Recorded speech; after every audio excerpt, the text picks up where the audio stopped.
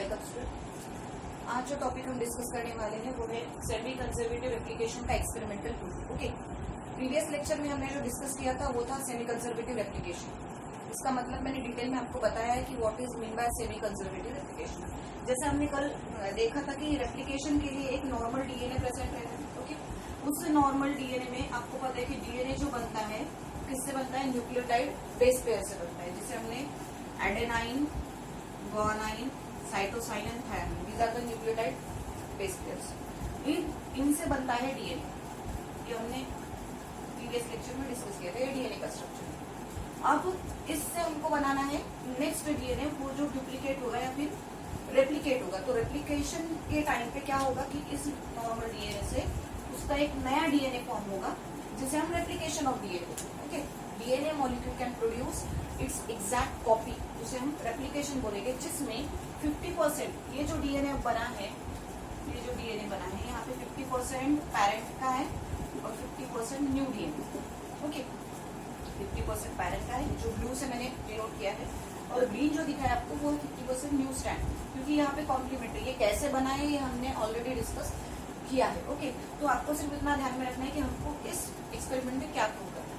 तो 50% पैरेंट का है और 50% न्यू डीएनए स्ट्रैंड फॉर्मेशन हुआ है, so that's why it is called as a semi conservative application. इसे उसी वजह से हम सेमी कंजर्वेटिव एप्लीकेशन बोलते हैं, क्योंकि 50% ओल्ड का रहता है और 50% न्यू स्ट्रैंड फॉर्मेशन रहता है। तो अभी हमको इसके एक्सपेरिमेंट थ्रू एक्सप्रेस करना है कि ये चीज करेक्ट है या नहीं, कि क्यों उसे सेमी कंजर्वेटिव एप्लीकेशन बोलते हैं, या फिर एग्जैक्टली ऐसे होता है क्या। ओके, तो उस चीज को प्रूव करने के लिए वहां पे जो साइंटिस्ट थे वो मेसेल्सन एंड स्टाल, ये दो साइंटिस्ट है, उन्होंने एक्सपेरिमेंटल प्रूफ दिया है on the semi conservative replication. Okay, जो एक्सपेरिमेंट 1958 में हुआ था। अब ये जो एक्सपेरिमेंट है ये कैरी आउट होने के लिए हमें जो रिक्वायरमेंट है वो सबसे पहले है एग्जाम्पल इकोर्शिया कोलाई।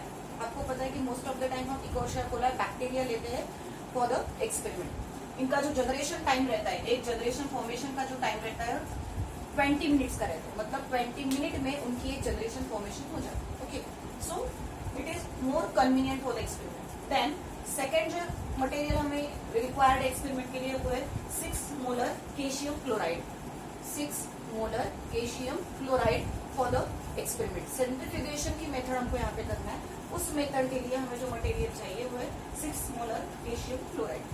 थर्ड जो मटेरियल चाहिए हमको, क्योंकि हमको इकोर्शिया कोलाई पे प्रोसेस करनी है, तो हमें कल्चर मीडियम बनाना पड़ेगा। ओके, तो इससे पहले भी हम ये चीज डिस्कस कर चुके हैं कि व्हाट इज कल्चर मीडियम।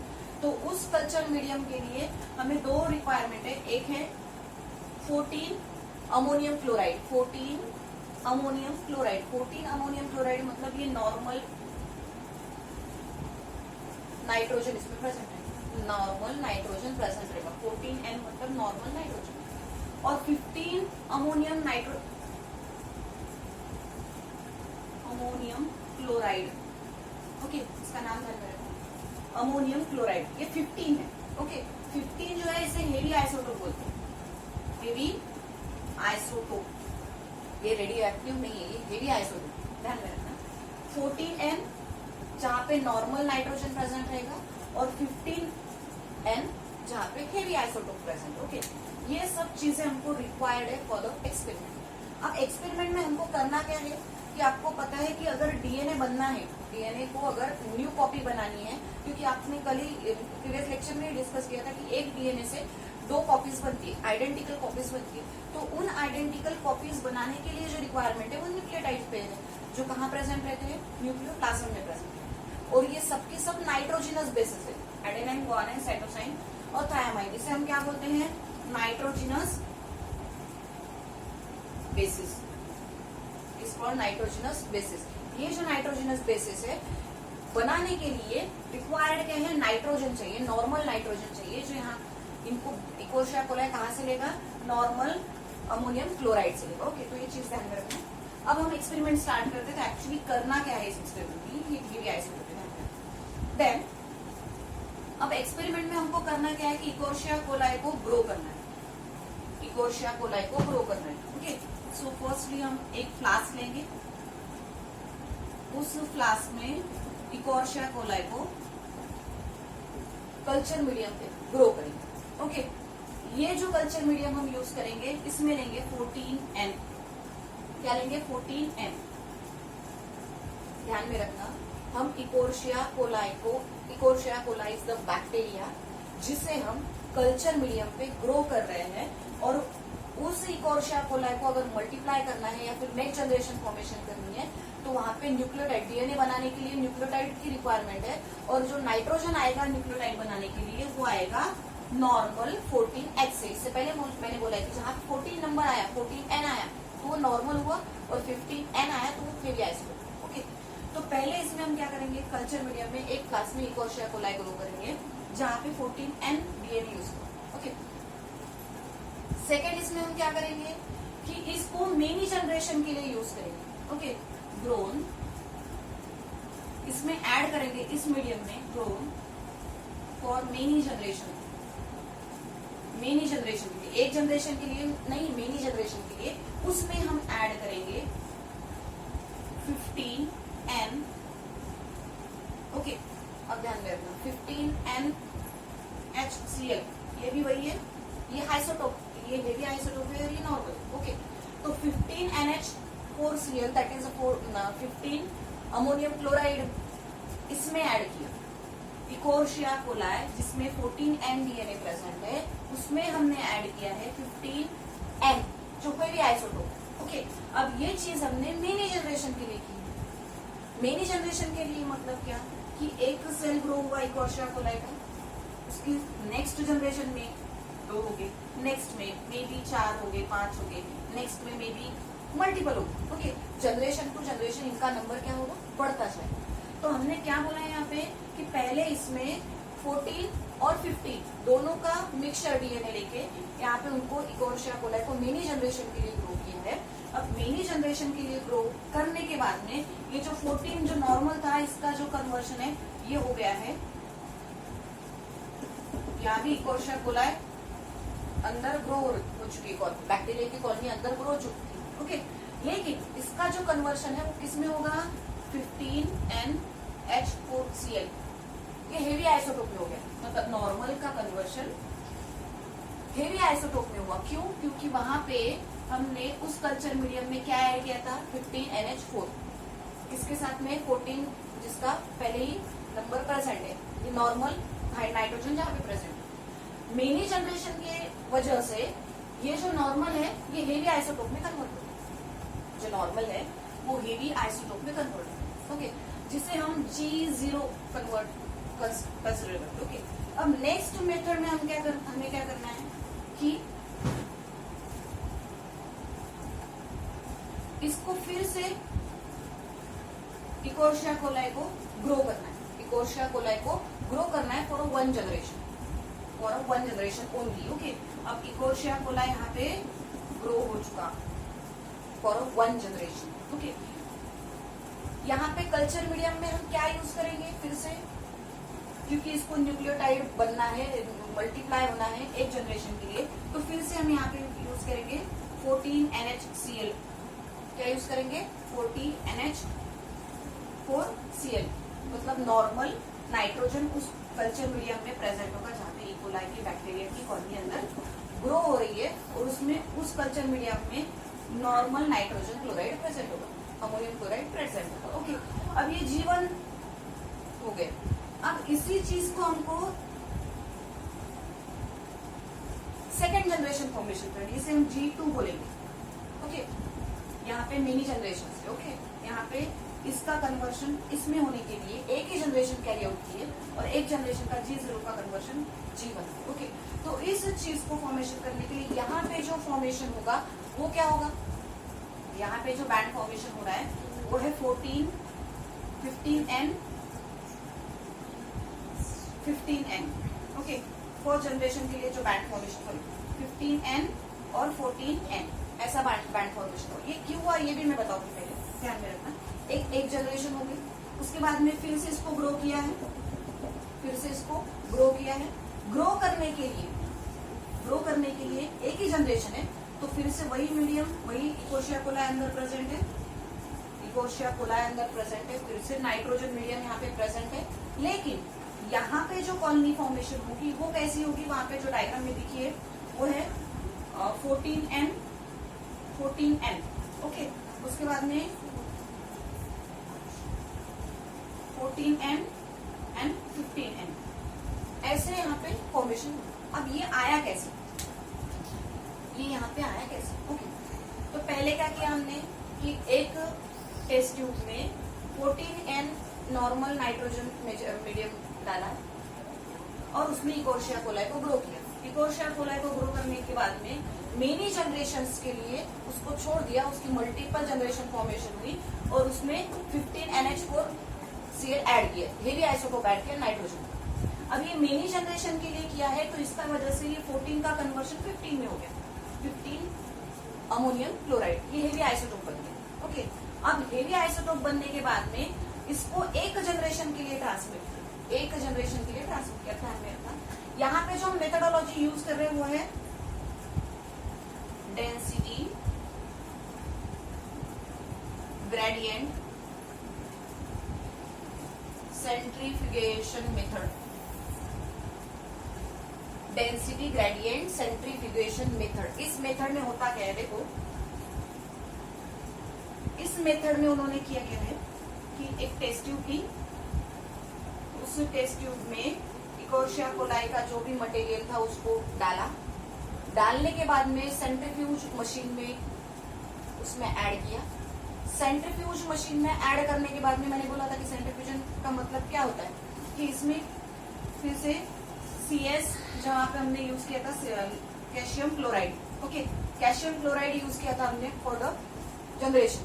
ये कैल्शियम क्लोराइड इसमें ऐड किया, 6 मोलर कैल्शियम क्लोराइड इसमें ऐड किया और ये इसको सेंट्रीफ्यूज किया। सेंट्रीफ्यूज का मतलब है कि बहुत जोर से वो शेक होता है, घूमता है। इससे पहले भी हमने चीज डिस्कस की और घूमने के बाद में मटेरियल का सेपरेशन होता है, घूमने के बाद में मटेरियल का सेपरेशन होता है। अब इस मीडियम को जैसे G0 से G1 फॉर्मेशन हुआ है या फिर यहाँ पे 15N जो फॉर्मेशन हुआ है, ये कैसे फॉर्मेशन हुआ है, क्योंकि ये फर्स्ट जनरेशन है, ये पहले जनरेशन है। ओके, जो मैंने यहाँ पे डायग्राम थ्रू दिखी है, यहाँ पे मैंने क्लास दिखा है, तो ये 15N पहली जनरेशन है, दिस वन G0। अब इसको 20 मिनट के लिए सेंट्रीफ्यूज किया, 20 मिनट के लिए सेंट्रीफ्यूज किया है। सेंट्रीफ्यूज होने के बाद में क्या होगा कि इसमें जो प्रेजेंट है मटेरियल वो सेपरेट होना स्टार्ट हो जाएगा बिकॉज ऑफ द सेंट्रीफिकेशन। अब हमको पता है कि हम जो भी मीडियम ग्रो कर रहे हैं वो किस मीडियम में ऐड कर रहे हैं कि यहाँ पे भी 14H4Cl और उसके बाद में 15H, ऐसा मिक्सर वहां पे प्रेजेंट है, ऐसा मिक्सर यहाँ पे प्रेजेंट है। अब इस मेथड में क्या होता है कि जो 15N है ये हेवी आइसोटोप है, तो सेपरेशन लेयर के टाइम में ये बेसमेंट में जाएगा, यहाँ पे बैंड फॉर्मेशन होगा बेसमेंट में, दैट इज 15N, ऐसा बैंड फॉर्मेशन होगा यहाँ। ओके, उसके बाद में जो जिस मीडियम पे हमने ग्रो किया है वहां पे 14N भी प्रेजेंट है नॉर्मल, तो ये जो है वो लाइट वेटेड है। वो कैसा है, लाइट वेटेड है, तो यहाँ का जो बैंड फॉर्मेशन हो रहा है वो यहाँ पे होगा। ओके, अब सेपरेशन के टाइम में जो भी बैंड फॉर्मेशन हो रहे हैं, एक 14N का हुआ है और एक 15N का हुआ है। ये जो डीएनए था उस डीएनए में क्या क्या प्रेजेंट था, ये 15N, ऑब्वियसली ये 15N है, लेकिन हमने किस कल्चर मीडियम पे ग्रो किया है, 14N जिसमें प्रेजेंट है, मतलब 15N डीएनए रहने वाले को 14N कल्चर मीडियम में ग्रो किया है। इसके वजह से अब यहाँ पे जो मिक्सचर प्रेजेंट है ये सेपरेट होना स्टार्ट हो जाएगा because of the calcium chloride का सोल्यूशन हमने उसमें ऐड किया है इन द सेंट्रीफिकेशन मेथड। अब सेंट्रीफिकेशन मेथड में ऐड करने के बाद में हमें ऐसा बैंड फॉर्मेशन मिलता है। ओके, ऐसा बैंड फॉर्मेशन होता है मतलब क्या कि एक 15N और एक 14N का बैंड फॉर्मेशन होता है और ये ऊपर नीचे नहीं, बिल्कुल मिडल पोर्शन में फॉर्मेशन होगा।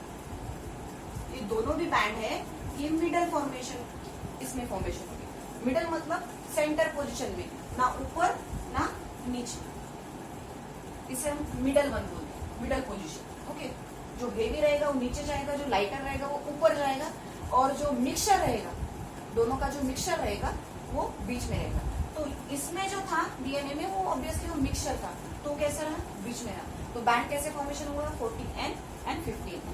ओके, तो बोलेंगे ये मिक्सचर है, that's why it is called as a hybrid. ये मिक्सचर है इसीलिए हम इसे बोलेंगे हाइब्रिड। ये हो गई 20 मिनट के लिए फर्स्ट जनरेशन। नेक्स्ट जनरेशन में हमको क्या करना है, फिर से वही मेथड जैसे हमने यहाँ पे क्लास किया कि G1 में हमको ये मिला है हाइब्रिड, ओके, G1 में हमको हाइब्रिड मिला है। अब हाइब्रिड का हमको 40 मिनट के लिए फिर से सेंट्रीफ्यूगेशन करना है, ओके। अब सेंट्रीफ्यूगेशन करना है तो फिर से मिक्सिंग स्टार्ट होगा और सेपरेशन स्टार्ट होगा। तो उस चीज करते, वो चीज होते टाइम सेपरेशन के टाइम में या फिर सेंट्रीफ्यूगेशन के टाइम में फिर से बैंड फॉर्मेशन स्टार्ट होगा।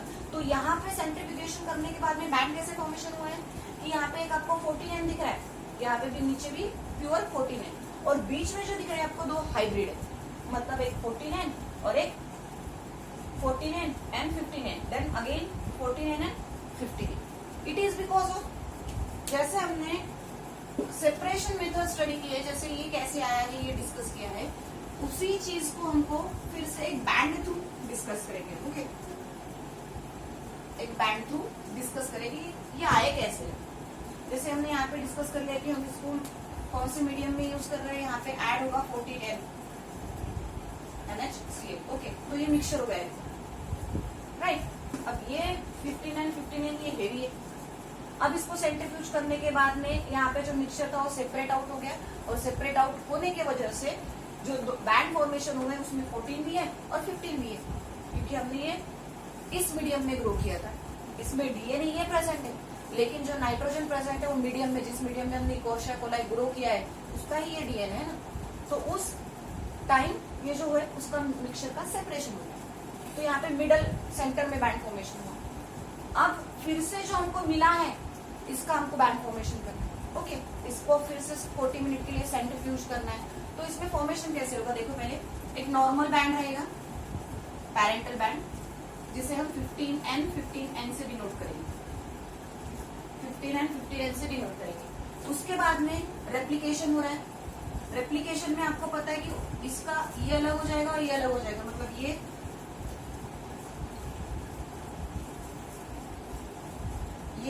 और ये सेपरेट होंगे, ओके। अब सेपरेट होने के बाद में फर्स्ट जनरेशन में क्या हुआ, एक न्यू बैंड सिंथेसाइज हुआ जिसे हम ग्रीन से डिनोट करेंगे, ये रेप्लिकेशन है, ओके, जिसे हमने ग्रीन से डिनोट किया, ओके।